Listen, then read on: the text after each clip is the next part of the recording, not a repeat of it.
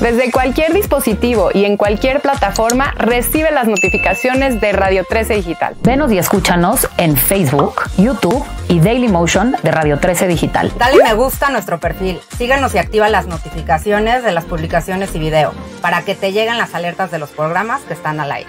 Escucha nuestro podcast en Spotify, Amazon Music, Apple Music y Deezer. Síguenos en YouTube. Búscanos como Radio 13 Digital. Suscríbete a nuestro canal y activa la campana para que te lleguen las notificaciones de todo nuestro contenido.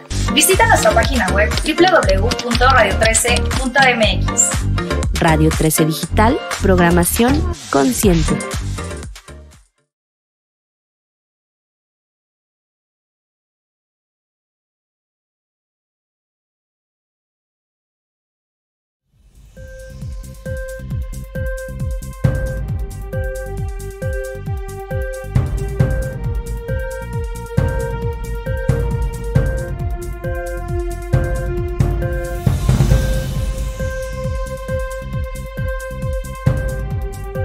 Amigos de Radio 13 Digital, ya estamos en un programa más de War Room. Los saluda Daniel Flores, titular de este espacio. Los invito a que nos sigan en nuestras redes sociales como Radio 13 Digital. Nos pueden escuchar también en Spotify y escribir tanto en Twitter como Facebook e Instagram. También, por supuesto, a que me sigan en mi Twitter como @Daniel_17 Flores. Y por supuesto, pues que nos comenten, nos dejen sus dudas y comentarios. Aquí los vamos a estar leyendo también durante la transmisión.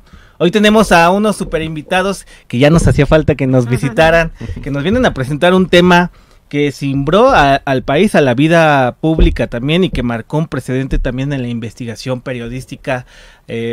Pues no hace falta presentarlos, aún así para que les puedan escribir en su Twitter personal y también en sus redes sociales. Tenemos aquí a Nayeli Roldán, periodista de Animal Político. ¿Cómo estás, Nayeli? Buenas tardes. ¿Qué tal? Buenas tardes, Daniel, encantada de estar aquí. Muchísimas gracias, Nayeli Roldán. Y tenemos a Manu Ureste también, que es periodista de Animal Política. ¿Cómo estás?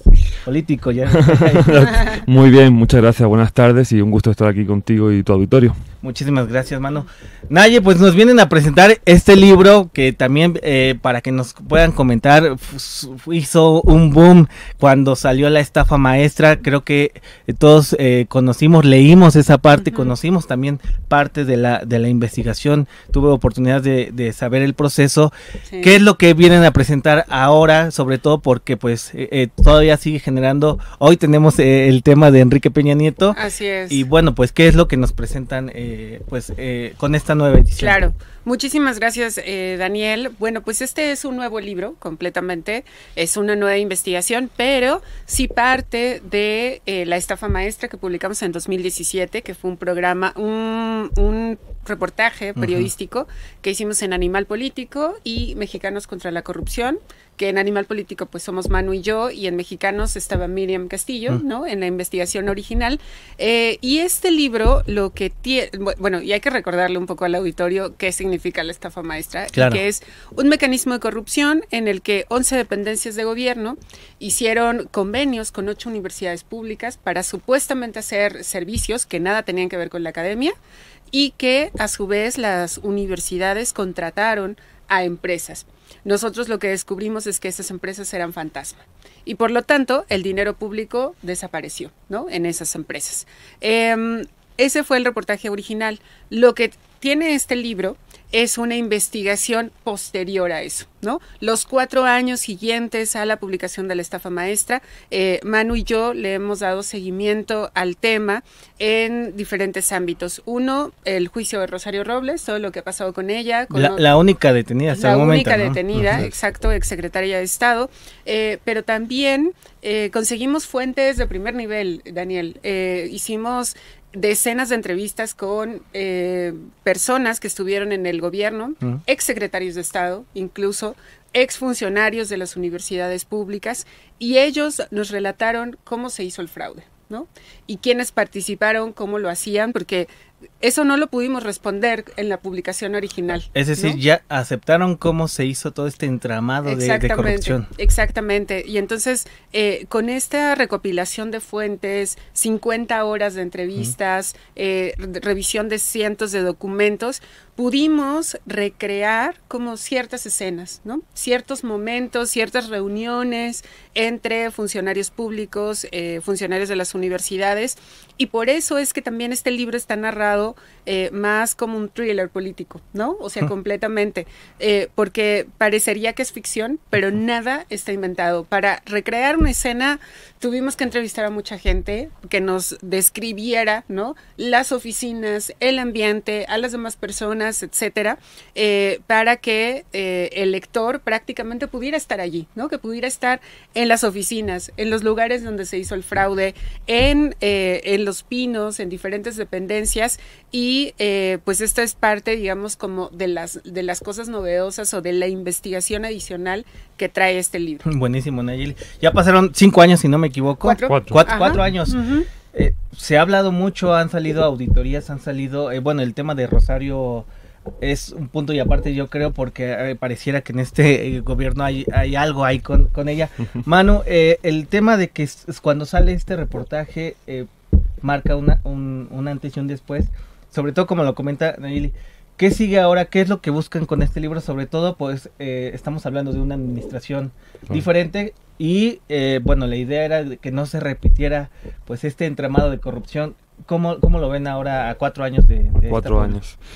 Bueno, pues efectivamente cuando publicamos la investigación original, tuvo que ser el libro que publicamos también en 2018 de la estafa maestra tuvo que ser un libro como mucho más duro, ¿no? Más periodístico en el sentido de más de exponer los datos y poco espacio, digamos, para la narrativa, ¿no? Este nuevo libro, con Planeta, es un libro, como dice Nayeli, mucho más narrativo, es un thriller político, pero en el que también queríamos que fuera un libro mucho más ameno de leer para el lector, más como una historia, más como una novela, una serie, aunque no para es el público en general. Para ¿no? el público en general, efectivamente, o sea, que podría ser perfectamente una serie esta de Netflix, pero hay que hacer de nuevo el pronunciamiento de que es 100% real todo lo que lamentablemente, ¿no? ¿no? Efectivamente, ¿no? Está todo documentado, pero además de eso, pues también queríamos aportar algo, ¿no? Aportar revelaciones al caso, y por ejemplo, van a encontrar el lector también cuál fue el papel de la Secretaría de Hacienda, ¿no? De Luis Videgaray, que creemos que es uno de los personajes que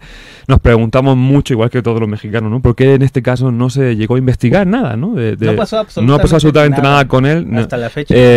Cuando lo que van a encontrar es que desde la Secretaría de Hacienda se aprobaron ampliaciones de presupuesto brutales por arriba del 200% a múltiples de las dependencias, secretarías de Estado, que luego hicieron a través del mecanismo de la estafa maestra, hubo un desvío importante de dinero, ¿no? Entonces es uno de los puntos que vamos a tocar nuevos, ¿no? Relevantes en este libro. Otro punto nuevo que no pudimos abordar en el primero, por ejemplo, y que es muy interesante, ¿no? Y que le da este toque de thriller, es el de los chivos expiatorios, ¿no? Okay. Que así le llamamos a este capítulo, ¿no? Que es el de múltiples personajes de medio rango, ¿no? De funcionarios de medio rango que sí están enfrentando consecuencias y consecuencias graves por la estafa maestra, consecuencias judiciales ante la justicia, que incluso muchas veces, muchos de ellos, esto también es parte, ¿no? de esta otra parte del periodismo, ¿no? La estafa de que nos dicen muchas veces, oye, es que a mí la estafa maestra sé que no es culpa suya, pero a mí me arruinó la vida, ¿no? Entonces eso también... Pero ni siquiera los altos mandos. No. Fue para son abajo, ¿no? Efectivamente funcionarios de medio rango para abajo, ¿no? Que sí están enfrentando consecuencias, pero además con un modus operandi que se repite en muchos casos y que lo van a encontrar los lectores, que es el de la falsificación de firmas. Es decir, hay muchas denuncias de estos funcionarios que sus firmas fueron falsificadas en convenios que ellos no reconocen entre dependencias de gobierno y universidades que acabaron en empresas fantasma. Gravísimo. Y a pesar de que hay pruebas forenses, etcétera, la fiscalía en muchas ocasiones se niega a investigar. Ha sido omisa. ¿no? Hablamos sobre todo en ese entonces cuando salió de la administración de Enrique Peña Nieto, Nayeli, Manu. Ahora con esta administración de Andrés Manuel López Obrador, ya recorrido a más de la mitad, ¿cómo perciben? Sobre todo porque estamos hablando de actos de corrupción donde se triangularon recursos, se lavó dinero, empresas fantasmas. Exacto. ¿Cómo lo ven ahora, después de 4 años, sobre todo en este gobierno, Claro. algo que no debería de haberse repetido, y bueno, pues hemos visto adjudicaciones directas, empresas fantasma, el IMCO apenas dio a conocer que rastreó ahí dinero que posiblemente en estas empresas que de reciente creación. ¿Qué sucede con este gobierno? Te agradezco mucho la pregunta porque justo creo que con eso respondemos por qué este libro es vigente, ¿no? Aunque hablemos de un caso que ocurrió 4 años, o bueno, que se conoció hace 4 años, el tema sigue siendo vigente porque este gobierno tenía la responsabilidad de hacer justicia, de realmente combatir la corrupción, que eso es lo que ya le tocaba, ¿no? Y era su bandera de Andrés Y era su Manuel, bandera, ¿no? o sea, de hecho, parte de la campaña del ahora presidente, ¿no? Andrés Manuel López Obrador, cuando era candidato, estaba afincada justamente en esto, en el combate a la corrupción, mencionaba la estafa maestra, ¿no? Muchas como veces. parte de su discurso y otros trabajos periodísticos que iban a, o que tomaba como referencia de eso no iba a volver a pasar y además iban a ser castigados, ¿no? Los responsables. No iban a haber chivos expiatorios, sino que realmente se iba a combatir la corrupción. ¿Y qué es lo que está pasando? Pues que no fue así, ¿no? En un principio, el fiscal Alejandro Gertz dio una conferencia de prensa donde nos prometió, ¿no? A los mexicanos que iba a investigar la estafa maestra como crimen organizado. Cuando escuchamos eso, Manu y yo estábamos que saltábamos de alegría porque efectivamente siempre insistimos en que esto parecía crimen organizado por el número de integrantes de funcionarios que participaban, por el modus operandi, por el lavado de dinero, por las empresas fantasma, o sea, una maquinaria que no es un caso, sino que era un sistema de corrupción. Sin embargo, no fue así. Como dice Manu, solamente le han hincado los dientes a funcionarios de medio rango hacia abajo, pero además todos juzgados de manera aislada, ¿no? Solamente una pequeña parte del convenio, ¿no? Cuestiones administrativas, pero la Fiscalía no ha ido a fondo ni siquiera en el caso de Rosario Robles, porque a ella tampoco la acusa de desvío, la acusa de un delito que se llama ejercicio indebido de la función pública, que también es una cosa administrativa, que es más, ni siquiera tendría que estar en la cárcel por ese delito. Parece más venganza política, ¿no? Exactamente, de esta administración. Exacto, y la Fiscalía tendría todas las herramientas que no tenemos los periodistas, por ejemplo, ni el ciudadano común, para investigar el dinero, ¿no? O sea, el dinero sí llevaría a los artífices, a los beneficiarios de ese desvío de recursos públicos, pero lo que vemos es que esta administración no ha querido hacerlo, o sea, definitivamente no ha querido, porque de que puede, sin duda alguna, e incluso en el libro también les relatamos que al inicio de la administración, legisladores morenistas se acercaron con nosotros para decirnos, oigan, vamos a lanzar una iniciativa de ley para reformar la ley de adquisiciones. Trabajamos con su equipo, armaron la iniciativa de ley y nos dijeron, se presenta la siguiente semana. Llegó la semana y llegó la siguiente semana, y no sucedió llegó nada. La siguiente semana y han pasado más de 3 años y no han modificado esa ley. ¿Qué significa? Que esto podría estarse repitiendo. Siempre decimos que tal vez está ocurriendo, solamente que aún no lo hemos investigado, claro, ¿no? Pero está todo puesto para que ocurra, porque no se movió ni una coma en ninguna ley. Las empresas fantasmas siguen operando. Siguen surgiendo también, siguen surgiendo, ¿no? Sí, claro, o sea, sí, claro, todos los días, ¿no? Y no hay algo que realmente este gobierno haya mostrado que detuvo una cosa como esta, ¿no? Claro, esas inercias que comentan los políticos que son difíciles de romper. Exacto. Manu, a raíz de este reportaje tuve oportunidad de conocer cómo se realizó, bueno, pues los meses que implicó, cómo se da y cuánto les llevó, cómo fue este acercamiento, sobre todo con las fuentes que dicen, que mencionan que trae el libro, sobre todo de cómo fue el modus, la narrativa, de cómo se recrearon estos escenarios. ¿Enfrentaron alguna dificultad o fue un poco más fácil? No sé. Bueno, fueron dificultades diferentes, ¿no? Digamos, en el primer reportaje, evidentemente, que por cierto contamos en el libro cómo llevamos a cabo esa investigación desde el día cero hasta el último día. Creo que también es una de las novedades de este libro, es que el lector va a poder acompañar a los periodistas que participaron en la investigación en todo momento, o sea, desde cuando fuimos a la empresa fantasma, de cuando tuvimos que salir corriendo de una de las empresas fantasmas porque casi nos golpean ahí, o sea, van a poder asistir a todos esos momentos, ¿no? A los momentos de pasión, de ya tenemos la nota y de pronto no, ya se nos cayó, y todos los avances y retrocesos, ¿no?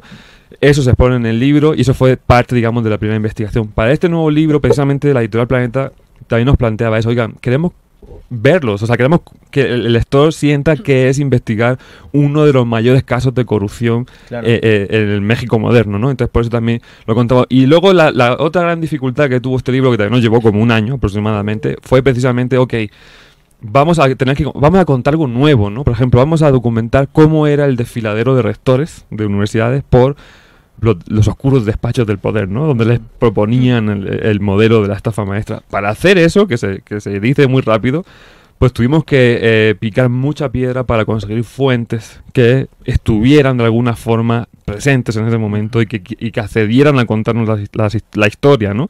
Y contrastarla, corroborarla con varias fuentes, ¿no? Para que pudiéramos armar esa escena de la manera más precisa que en la que surgió, ¿no? Entonces todo lo que van a encontrar en este libro está corroborado, contrastado con muchas entrevistas, con muchas fuentes que nos permitió hacer este tipo de escenas que el lector se va a encontrar. O sea, no hay nada a la imaginación, no hay nada de ficción, todo está corroborado y documentado periodísticamente. Y luego pues también hay revelaciones también a partir de documentación que obtuvimos, ¿no? De cómo ciertos personajes, no quiero spoilear mucho, pero cómo ciertos personajes importantes en el esquema de la estafa maestra se beneficiaron económicamente y mucho, y también sus familiares, y hay casinos, ya hay todo lo que quieras, ¿no? Armaron su patrimonio. Exactamente, ¿no? Entonces todo está documentado, insisto, no hay nada a la imaginación, aunque cuando el lector tenga el libro en sus manos y empiece a leerlo, pueda parecer como eso, ¿no? Como una novela, ¿no? Pero en realidad es una obra 100% periodística que nos llevó, pues eso, un año de investigaciones. Pues bastante tiempo. Gracias, Manu. Nayeli, sobre todo para las personas que todavía no están relacionadas con el tema de qué es una empresa fantasmal, lavado de dinero, entramado de corrupción. ¿Qué pueden esperar sobre todo este libro? Porque claro, en la primera entrega que ustedes realizan, pues lo comentaron, es con muchos recursos periodísticos, un poco más duros, datos, etc. Muy duro, sí. ¿A qué público esperan llegar sobre todo? Pues sí, a todos prácticamente, a quienes no hubiésemos llegado con el primer libro, incluso con la primera publicación, ¿no? Porque claro, nosotros somos unos locos consumistas de información permanente, ¿no? Todos los días. Pero la gente normal, ¿no? Lo cual tiene sus buenas partes, por supuesto, pero en este caso justo la manera en que está narrado tiene esa intención de poder llegar a todos los públicos, en que siempre, a todos, obviamente, nos gusta que nos cuenten historias, ¿no? Y entonces por eso está narrado de esa manera, aunque, insistimos, parece novela, pero no lo es, ¿no? Es una cosa 100% real. Solo en México, ¿no? Sí, Se puede decir exactamente, solo eso. en México, exacto. Porque construimos o contamos a los políticos, a Luis Videgaray, a Rosario Robles, a Enrique Peña Nieto, otros exsecretarios de Estado, los contamos en su escala de grises, ¿no? Porque también esto no es como la clásica telenovela mexicana del bueno bueno, el malo malo. No, nadie funcionamos así. Con diferentes tonalidades. Exactamente, ¿no? Entonces, los conocemos en este libro de una manera distinta, ¿no? O sea, no es este Luis Videgaray que tenemos en la mente de las conferencias de prensa, ¿no? Un tipo muy reservado, muy duro también. Conseguimos gente muy allegada a él, que nos cuenta su personalidad, que nos contó ciertos pasajes, ¿no? Que lo pintan de cuerpo entero como este hombre sí duro, pero brillante, con aspiraciones presidenciales incluso, ¿no? Entonces, está contado muy en ese sentido, pero también tenemos forzosamente que hablar del esquema, ¿no? Completamente. O sea, tratamos también de hacerlo de una manera como muy lúdica, o sea, de decir, a ver, una empresa fantasma es... ¿Como una ABC? Como una ABC, exacto. O sea, aprovechamos algunos espacios de la narrativa para decir, paréntesis, ¿no? Una empresa fantasma es aquella que solamente simula hacer algún tipo de servicio, pero no tiene empleados, no tiene capital, ¿no? No tiene una sede física. Y gana millones. Y gana millones, ¿no? Y por eso es una simulación, o sea, solo recibe el dinero, pero no está haciendo ningún tipo de servicio. Explicamos también cuál es el modo en el que se hizo esta subcontratación, ¿no? La dependencia con la universidad, luego la universidad a las empresas, la simulación de los comprobantes de servicios que se llaman entregables, ¿no? Pero que también se fabricaban, ¿no? Entonces, digamos, también tenemos que abordar esa parte. Lo hicimos de la manera más sencilla posible, más cotidiana, ¿no? Haciendo símiles con incluso la forma en la que organizamos el gasto en la casa, por ejemplo, ¿no? O la manera en que cada quien trabaja o cobra, etcétera. Entonces, tratamos de hacer como esas comparaciones para que fuera mucho más digerible la información, porque reconocemos que si a nosotros nos costó trabajo entenderlo durante la investigación, también es complicado que la gente de a pie, que no está inmiscuida en todo esto, ¿no? Pues se vuelve todavía más complicado. Entonces tratamos también de hacerlo lo más digerible posible. Buenísimo, y sobre todo en esta administración en donde pues no ha pasado nada, pareciera que no hay voluntad, hay los recursos y está todo, pero no hay voluntad. Manu, para ir cerrando, todavía nos quedan unos minutos. ¿Qué esperan de este gobierno? Sobre todo, seguramente lo va a ver el propio presidente, que lo comentaban, se colgó varias veces de la estafa maestra para impulsar sus aspiraciones, su campaña y su discurso de corrupción. ¿Qué sucede ahora y qué esperan sobre todo en este gobierno? Pues es que ya llevamos la mitad, ¿no? Ya casi se nos va a acabar y no sucede nada. Bueno, ya están los precandidatos, ¿no? Ya están las corcholatas, todo lo que da, corcholatas, ¿no? Yo la verdad, sinceramente y francamente, cada vez espero menos, ¿no? Por el tiempo que queda. Pues no sé, o sea, lo que podríamos esperar era lo que se nos prometió, ¿no? El fin de la impunidad, por lo menos, ¿no? Es decir, que por lo menos haya... Tampoco estamos pidiendo, no, que tiene que estar Peña Nieto y todo en la cárcel. No, o sea, que realmente hay una investigación que abarque el tema de la estafa maestra como lo que se nos prometió, ¿no? Como un caso de corrupción a gran escala que permita que la investigación de las autoridades nos permitiera saber qué pasó con ese dinero, con esos más de 7.000 millones de pesos que se fueron. Ya hay unas pistas que también se exponen en el libro, que pudieron ir a campañas, pero realmente no hay una investigación que haya seguido el curso del dinero. No sabemos a día de hoy, seguimos sin saber a día de hoy, 4 años después de la publicación original. La gran pregunta que muchas veces también nos hacen, ¿y dónde fue a parar el dinero? Pues es que nosotros como periodistas no tenemos la facultad para pedir cuentas bancarias, por ejemplo, ¿no? La autoridad sí, ¿no? Entonces lo que esperaríamos todavía es que no haya esa impunidad, que haya una investigación a gran escala y que no se quede. No se repita. Exactamente, y por supuesto que se pongan los medios para que no se pueda repetir un esquema de corrupción como la estafa maestra, porque a día de hoy, pese a que llegaron con mucho entusiasmo en el Congreso a intentar ponerle ese cortapisas al artículo primero de la ley de adquisiciones, pues a día de hoy sigue todavía abierta esa puerta y sigue abierta la posibilidad de que siga habiendo estafas maestras, ¿no? Solamente, como dice Nayeli, pues tal vez no lo estamos investigando, pero podría pasar, ¿no? Muchísimas gracias, Manu.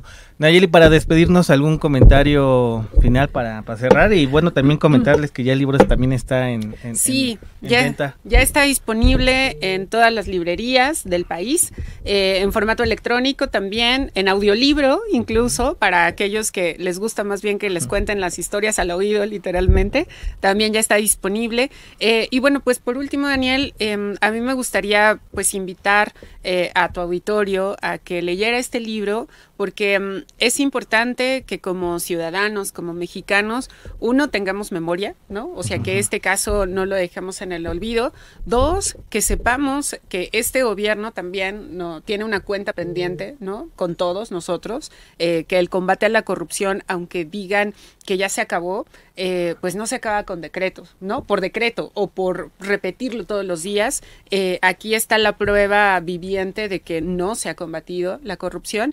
Y por último, pues que también sepan los ciudadanos que los periodistas hacemos este tipo de cosas, que efectivamente esto que dice el presidente todos los días de periodistas chayoteros y no sé qué, claro, hay de todo en la viña del señor, no puedo ¿verdad? poner la mano en el fuego por todos. Exacto, ¿verdad? no podemos meter la mano al fuego por todos. Efectivamente hay quienes tienen unas prácticas que no compartimos, ¿no? Turbias, exacto, por decirlo menos, pero la gran mayoría somos estos periodistas que hacemos este tipo de programas, que hacemos estas investigaciones, que estamos en la calle reporteando, que estamos pasándoles reportes en radio, en televisión, en los periódicos, y que nuestra labor es servirlos. Y que justo lo que quisiéramos es que pues la gente no asumiera este discurso, ¿no? De todos son iguales, o de en cuanto te presentas y dices soy periodista, que ya sé inmediatamente de claro, chayotero. No, o sea, también hacemos esto. Entonces que la gente también no acepte este tipo de discursos, importantísimo, ¿no? Sí, completamente, porque además, pues este país es uno de los más peligrosos para ejercer el oficio. Aquí hay decenas de asesinatos de periodistas, y creo que hacemos una labor importante, y la gente pues también tendría que ver esta otra cara, ¿no? Y no solamente escuchar este discurso permanente de todos son malos y todos son chayoteros, sino que hacemos estas cosas, ¿no? Y trabajamos para nuestros lectores. Muchísimas gracias, Nayeli, y sobre todo, independientemente sea el gobierno que sea, el siguiente, el próximo, se va a criticar, se va a investigar. Y bueno, pues ahí les dejamos también las redes sociales de la estafa maestra para que lo puedan comprar, lo puedan consultar, y por supuesto, pues para que no se olvide. Muchísimas gracias, Nayeli Roldán, Manu Oreste. Muchas gracias a ti. Reporteros de Animal Político. Y bueno, pues esto fue War Room. Nos vemos hasta la próxima. Yo soy Daniel Flores.